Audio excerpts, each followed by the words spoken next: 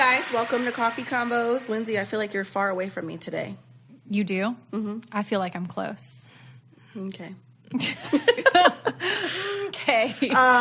So June, it's still Pride Month, and we're super excited because I have another friend of mine here on the podcast today. Her name is n.i.c.k. Hey. So welcome to Coffee Convos podcast. Thank you for having me, guys. I appreciate y'all. Yeah. How do you feel about being on Coffee Convos? Did you ever listen to us before?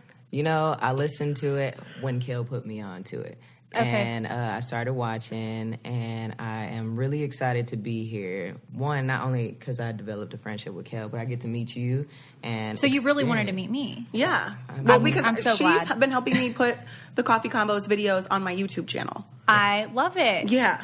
Yeah, so I've been like behind the scenes, and you didn't even know it. And I didn't even know So it. like, obviously, I needed to meet you. But obviously, I think that happens a lot. I think there's a lot of behind the scenes that I don't know about some stuff. And I like it to stay that way. Exactly. You She need gets your overwhelmed. brain full. you know?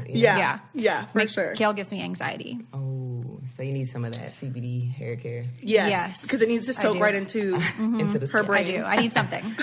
Something more than what I'm doing now. Well, it is so nice to meet you. I'm so glad that you're on, and I'm so glad to be able to hear about your story. I'm excited to share it with you guys. So I think we met on Twitter, kind of, right? Mm-hmm. I followed Again? Yes, Yep. because I am part of the Twitterverse, like meeting new It's a people thing. and just like I'm part of Twitter intermingling. too, but not in the same because aspect as you are. I'm not meeting random people. I'm meeting other people, other influencers, YouTubers, people that do the same type of thing that we do. Mm-hmm. Not like randoms. But I don't really Also, I would probably be talk to friends with anybody that randoms. does the same thing as we do. You wouldn't? I mean, I'm not saying I wouldn't. I'm just saying I don't. Yeah. Like, know Kind what I of. mean? Like Like, you're on Twitter friends and with stuff? you're friends with people that have done The Bachelor, The Bachelorette. You're friends with people who have done Teen Mom and other shows. So that's not necessarily Yeah, true. I guess. But maybe you like, didn't meet them on Twitter. Well, I met you on Twitter, kind of. True. see? See, it's not that weird. But I feel like it's just different. I don't know. Because I just Because Kail just like talks to everybody. I love Yeah. it. And I don't. I feel you. I mean, You know what I I'm mean? kind of like that too. Like, I don't just talk to everybody. I'm kind of more low key, but Kail's a slide into the DMers, you know? Okay, but I Yeah. did not slide it. Let's clarify. I did not slide I'm into not mixed saying DMs that. because I'm also friends with her fiance, and that I is know. not I'm the case. I'm not saying like that. I'm not saying in a sexual way. I'm just saying Kail is like us in all aspects a slide into your DMers. I don't think that I'm that aggressive or ballsy. you know, you actually gave me motivation to slide into people's DMs. Not only because you respond to people's DMs, and I used to be like that Who social does media that, person you that know? does not respond. That's me. You know, so I started sliding into people's DMs, Right. and that's actually how I got an interview with Amanda Perez. Because the worst that they can say is no or not answer it. Exactly. The worst. You know what I mean? So best case scenario, they're going to say yes. You're going to get the interview. You're going to get to, network. So why not? Exactly. But what do you slide into DMs about? Like, Well- how does that start? Like, where do you even like go? For Nick, I mean, we just communicated on social media, and then when I met her in Dallas, the same time I met Reagan, we filmed a video for her YouTube channel. So it's kind of like cross promoting each Oh, other's I got brands it. and like Yeah. what we're doing. yeah. Oh, so it that's worked. so cool. So Yeah. what did you guys film about? Oh, we interviewed Kail. Oh, you did? Yeah, you got to see that. What on was that YouTube. like? Oh, that was different. So it was That different. cool. It Yeah. was like a on the whim interview, so we were like crammed in this corner. Me and my friend actually shared a seat when we were interviewing, so it was kind of awkward, but Yeah, it we was- made it happen though. Yeah, no, it worked. Kail can be an awkward person. She says she's not. And No, she I says she's am. not weird. But I'm not Kail weird, is. but definitely awkward because Yeah. I just am weird like Yeah. that. Hey, Team Pisces, we weird. Yeah. Oh wait, you're Pisces too. Yeah. And I think her Why am I I always think her around fiance these? is a Virgo. Yep. She's a Oh Virgo. really? Are I'm you a Virgo. Yeah, I am. So we vibing. Yeah. When's your fiance's birthday? September 5th, Okay, I'm the 17th. 17th. Okay. Yeah. Cool. Go cool. September, go Virgo. Shout out fiance. Hey. Shout out fiance. So what we really wanted to talk to you about was the adoption story that I came across on your Twitter. Yes. So Nick has this incredible adoption story that she put into a thread on her Twitter, and you can obviously plug your Twitter so people can go find it and read it. And I bawled my eyes out, and I don't really, before I even knew her, I think I read it, right? Oh yeah, probably because it's pinned on my Twitter. Yeah, right now. so I'm pretty sure I came across it before we met, and I cried, and I don't think I ever told you that, but it was just like I felt. Kail's also a very emotional person. Pisces, we're sensitive. Right. Sensitive judge me. emotionals, but I love her. So I really just wanted to give you another kind of platform to talk about it. And we don't really get to talk about adoption a whole lot on our podcast. I mean, we've touched on it here But and it's been there. requested. Yeah, it has. So I definitely think that you should share your story. Yeah, for sure. Like, really, I started looking for my biological family only because I was I had a health scare. So, and it wasn't a big one. I had to have my appendix removed. But when I was going under the knife, the doctor was like asking me all these questions. Family history. Yeah, and I'm like, man, maybe I should know these things. Like, I'm about to get cut But you open. knew you were adopted at this time. Yeah, I knew I was adopted. I found out probably around second grade. My parents told me because I was getting bullied at school for not looking like them, you know. Okay. And Different ethnicity or what? yeah, my parents are both Hispanic, so you know, I'm mixed, half black, half Mexican, but you know, in school I was pretty dark as a kid. Sure. And they were like, "Those aren't your parents; those are your grandparents." And I was like, "Man, these aren't my parents." And I finally went home and I was letting them know that I was getting bullied, and they were like, "Oh, well, you have the best of both worlds." And it was kind of interesting the way my adopted mom introduced me to me being adopted. Is she bought a Cabbage Patch doll. And you have to adopt them. They come with like a little birth certificate. Yeah, so she Honey, was like, I've been to Cabbage Patch Land. I know about it. I have a Cabbage Patch. There's a Cabbage Patch Land? What? Yeah. I didn't know there was land. I probably got a Cabbage Patch used Land. one as a kid. They have a general hospital for Cabbage Patch babies, What? and I've been there. Okay, that's dope, and I need to visit You Cabbage should, Patch for Land. sure. Like, hello. But, yeah, so she explained that to me, and I guess fast forward to today, you know, I had to have the surgery. I got curious, and I made a video with the little cards. You know, you write on the sign, and you don't say anything. You just let people read the cards. I knew that would go viral, and it did. And, I've seen this. Yeah. So it went viral, and this lady reached out to me. Her name is Jerry, and apparently she lost her son a long time ago to CPS and never got him back. And after she cleaned up her life and everything, She still never got him back? Still never got him back, doesn't know where he is, stuff like that. So she started this foundation called America's Taken, and just kind of like exposing that industry because it's kind of janky. And she's like, I help people reunite for a living, and I would like to help you. And she reached out to some lady. I forgot her name. I wish I knew her name right now. But she reached out to her, and she called her a search angel. And she lived in Houston, Texas. She found my family within like 5 minutes. And 5 minutes? 5 minutes after sending the information. She was like, send me all that you know about yourself, about your biological family, like anything that can help me. I literally have chills. I know. I literally, Yeah. Same. Would you take us back for a second? Because when your mom came to you with the Cabbage Patch doll, what was your reaction to finding out that you were even adopted? Because I feel like As a child, second that would be grade- hard to process. Yeah, I Yeah. mean, that's such a tender age. Like, what was the reaction like? What was that like? My first reaction was like, I trusted everything my parents told me. Like, we've always been open. And my reaction was just like, oh, okay, so what do I tell these kids at school, basically? Oh, wow. So you were know. not, like, upset or anything No, like that? I was too young to be upset. Right. You know, so they were like, my mom was like, tell them you have the best of both worlds, you know. And that's what I went to school telling people. I was just like, man, I got the best of both worlds, and you don't. You know, like, Right. Yeah. So it didn't really faze me, and I think it's because I was so young and not young like a teenager young. Right. You know, because I feel was- like that's, like, a time where it might be a little bit yeah. harder and unpredictable about how Right. they're going to react. Exactly. So, like, it was divine timing, I guess. Do you have other siblings that are also adopted into your family, or does your parents have biological children? No, so my family could not have kids, and that's why I was adopted. And ours was a closed adoption.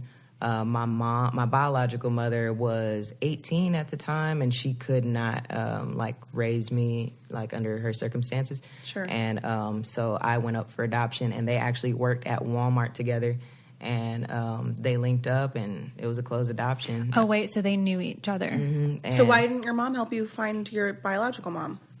She was going to. I just was never interested because I had such a good family. I wasn't missing anything. Sure. You know, so I just kind of went on about my life, and I cared so much about my adopted mom. I didn't want to do anything to hurt her, you know, and she ended up passing away, and I felt a little more comfortable to do it.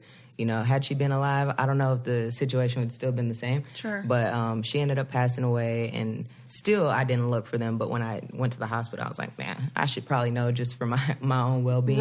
Right. You know, and yeah, so. So you didn't find your biological mom until your adoptive mom passed. Yeah, I didn't even I could start understand looking. that. Why you would, it's almost like a respect thing, Yeah, you know? it was a respect thing. Like, we talked about it. We had those conversations all the time. She told me her name. I knew her name for a long time, and I wasn't for sure because time was going on, and then she had passed away, so I couldn't ask any more questions. Sure. But before she passed away, she was like, if you need to find your biological mom, go to your aunt. She knows more info. Go to this person. They know info and stuff like that. But she was like, at any point, if you want to find them, I will help you. So she set you up for success. Mm-hmm. What was your dad's role in all of this? Because he was still alive at the time. Mm-hmm. Yeah, my dad's still alive, and he is so supportive. Like, he's so dope. He did whatever my mom said. Like, my mom was the boss, I think. Yeah. And so my dad is just, like, backdooring her. Like, yeah, if you need help, I'll help you. Obviously, he was more protective. So it's crazy because my biological mother used to come and visit me up until, like, at least the first year. And then my dad kind of cut her off, like, hey, we need to raise her by ourselves now. Right. So right. Can't come around anymore. And then we ended up moving to Corpus Christi, Texas for a little while, and then coming back to Dallas. So was there any type of change in relationship between you and your dad at all once you did finally meet your biological mom? No, it wasn't. And I was nervous about that, but I was like, Dad, I need you here. Like, I was real adamant on him being a partner with me and finding this, like we're doing this together. That's your family. That's what you know. Exactly. And I was like, nothing's going to change the fact that you're my dad, like, that's not going to change anything. You are my dad. You are my parent. You're the person who raised me. So I need you with me, and he's like, I'm there with you. So, okay, wow. That's like so much to take in at one time. But I know. Yeah. So has your no, let me not say that word because he's raised you. Your dad, has he reconnected with your biological mom then since you have? Or they keep everything separate? Yeah, we've had dinner together more than once. I celebrated my 30th birthday with both of them. He's been to my mom's house. So it's really, he's around, He ain't going nowhere. He's still my dad, and they link up just like normal people. I mean, my dad is old enough to be my mom's dad. Oh, wow. Yeah. Yeah, so my mom's 50 and my dad's already 72. So, yeah, Okay. So there's a big age difference, and my dad is just like, I just want you to have a nice life. He's so happy that I found my brothers. He's like that was his main concern. I was brought up as the only child, and then him leaving this earth and not having anyone. So your biological mom had other children? Yeah, so my biological mom had 2 other kids, and we're all from the same mom, same dad. 2 of us went up for adoption. Why? So my biological father was older than she was, and she told me that she was just like really naive when she got pregnant. And so I went up for adoption first. I was the oldest. And then she ended up keeping our middle brother. And, I was kind of curious about that. So I asked my mom, like, why'd you keep the middle one? And she said that our father convinced her that he was going to be around for her. Like, I'm going to help you raise this child. Don't give it up for adoption. So pretty much he is the reason why she kept him. And she got pregnant again. And at that time, she was pregnant. And so was, like, the next door neighbor or something. And it was, like, bad. And she was like, man, I'm not doing this again with him. And I'm finally going to leave your father at this point. Okay. So in a nutshell, it's more like, okay, so they were together, probably not healthy, young. Yep. Put you up for adoption. Got pregnant again, thinking that it's going to get better. I feel like as a lot of unhealthy relationships go, I mean, I've been in one just like that where you think that they're going to change. They show you some type of change. You realize it's not changing, but now you already had this child, get pregnant again, and it's like, okay, we're not doing this again. Right. Okay, so that can, make some type of sense. Do you feel resentment in any way for her keeping your brother and not you and your other brother? A lot of people ask me that, but I think I'm so content. Like, I was so happy, like, where I was that there's no hard feelings. I'm glad if you didn't feel like you were up for it. I'm so glad you gave me the parents that I had because they were phenomenal. I had everything I wanted. I mean, not everything, but, for the most part. Yeah, you had a great life. I was a happy kid. Yeah. So there wasn't a lack thereof at all. When I found out she kept my middle brother, I was just like, man, I can't believe like how he would have been brought up to know that he had siblings, because my mom told him everything basically, and so he was alone. So he was brought up as an only child as well. Was your youngest brother who was put up for adoption? Yeah. All of y'all grew up as only children. Yeah, all of us. Yeah. That's so wild. Yeah. It's pretty wild. And one crazy thing is the other one that went up for adoption, they called my family. My family couldn't afford him and didn't end up taking him in. Oh, wow. And I didn't know that was happened. probably heartbreaking for your parents, too, because they probably would have loved to. Absolutely. If they could have. Yeah. I was talking to my dad this morning, actually, and I told him, I was like, wouldn't it have been so cool to have raised both of us? And he was like, man, I wish I had the money at the time. I didn't think I could do it. He's like, I really regret that. There was a girl on 16 and Pregnant. I don't remember her name. Ashley, I think. She had her aunt or her cousin adopt her baby, but like went back and forth and like brought the baby home and then like decided she wanted to keep her and then changed her mind like a couple weeks later and then like went back and forth. And now I don't know if it's the aunt or the cousin or someone in the family raises the daughter. And then she went on to have more kids later on. I think that when you get pregnant and the choice is adoption, I think you have to make an adult decision of it's not about your feelings anymore. It's about what's the most healthy thing for the child. Yeah. And not, can I live with this? Can I not? And go back and forth because that's not healthy for you or the baby, you know? Yeah. So, I don't know, but I was adopted as an adult. And so, lots of emotions went into that for me, only because I know my biological mother and I lived with my dad, growing up and his wife. And I feel like looking back on it, doing it, I feel like my parents had such a bad relationship that neither of them liked each other. And so I felt like a product of my mother and living under the same roof as my dad, his current wife, and other children, that I always felt like a sense of I didn't fit there. Mm-hmm. Yeah. And because of the hostility between my parents, I felt like maybe the way to end all of that would be just to get adopted. Mm-hmm. And then that would fix all of the problems. And it never fixed the problems because I felt like it was too far. And I've talked so much about it to other friends that if you're going to go through an adoptive situation and make it the type of situation that you've had, that ideally you do that from birth and you don't have that relationship with the other parent, because then you're always going to go back to what you know, you're just going to go back to what you know. And biologically, I don't know why, but I feel like so many people that are in adoptive situations, even though they have a great life, they still want to know more. Right. Because it's like where they came from. Mm-hmm. Absolutely. Like, I wasn't adopted, but I didn't know my dad. So my whole life I spent time wondering, like, what was it like? Who is he? What is he? Where do we come from? Right. Met him one time, and then I was like, well, that didn't really work out. But I still, even now, like, want to know. So it's like the mystery. But what is their relationship like with your mom now? Because I know that she was going to be here today, but it didn't work out. Yeah, our relationship is pretty cool. Like, we are very much alike. I didn't know that DNA was going to happen. That's what I was going to ask. That it is insane how much alike we are, and I see where I get a lot of my personality traits from.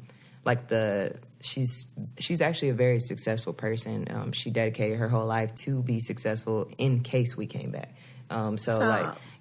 She's like, I did all that I could just to make sure that when y'all found me, y'all wouldn't find me like bummy or anything like that. Right, like she really took the time to get her whole life together. Yeah, she like really got it together. What is the relationship now between her and your biological father?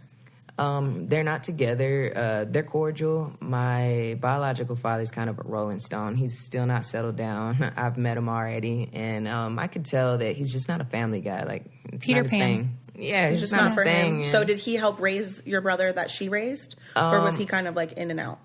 What he was kind of in and out, and that's what kind of sucks for my younger brother is that he was in and out of his life, I think, until 6, and then just kind of ghosted.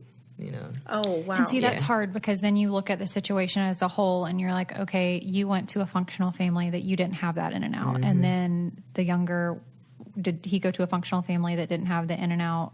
Yeah, same. So then you have the middle child that had to deal with, you know, the in and out and not the stability. That's already hard enough as a middle child, I'm sure. Yeah. From what I've heard. From what I've heard. I was raised as an only child too, so Right. yeah, that's really crazy. You know. Is there a huge difference, and we can ask Jamal too, but is there a huge difference in adoption story for you and for him? Big time. Oh, wow. Oh, I can't wait to hear. Yeah. Yeah, so, I mean, I'll go ahead and say it, but Jamal could tell you the story. But Jamal didn't even know that he was adopted.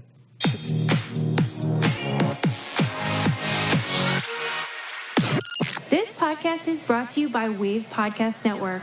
Check out all of our shows, including the Brain Candy Podcast, I Don't Get It, Coffee Convos, and Let's Talk About It.